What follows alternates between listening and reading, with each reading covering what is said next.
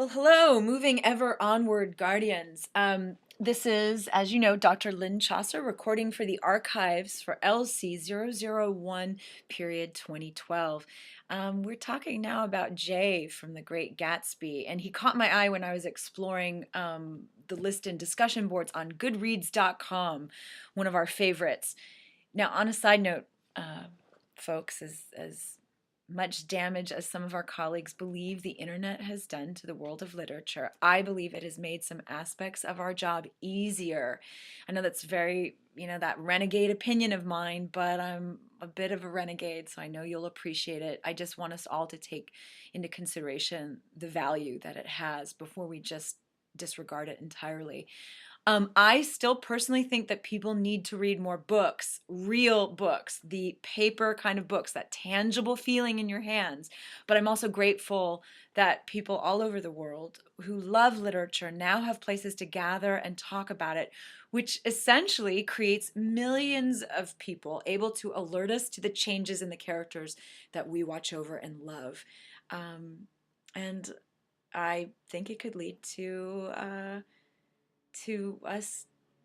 I just believe that more guardians can be revealed through this process as well. I do honestly believe there are more of us out there. We just haven't been found yet. Again, it's just something to think of for our next official meeting. So back to the subject at hand. That coffee is really working. Okay, Jay came to us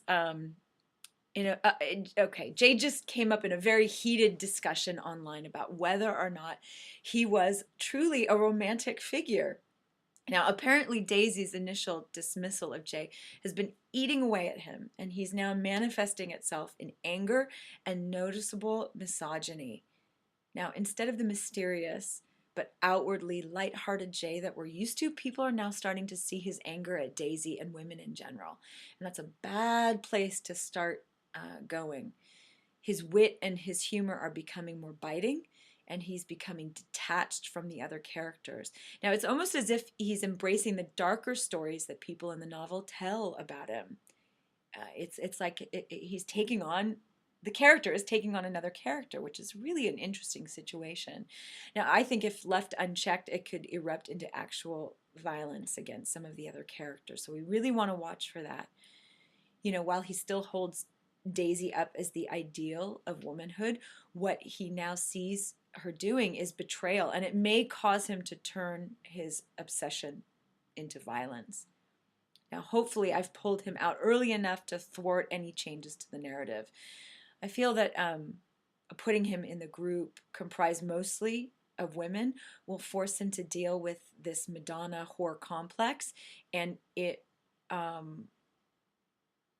don't know, it might ebb that anger and dismissal of the fairer sex. That's my hope, at least. Thanks for listening to my suggestions earlier, and I'll check back in with all of you very soon. Take care.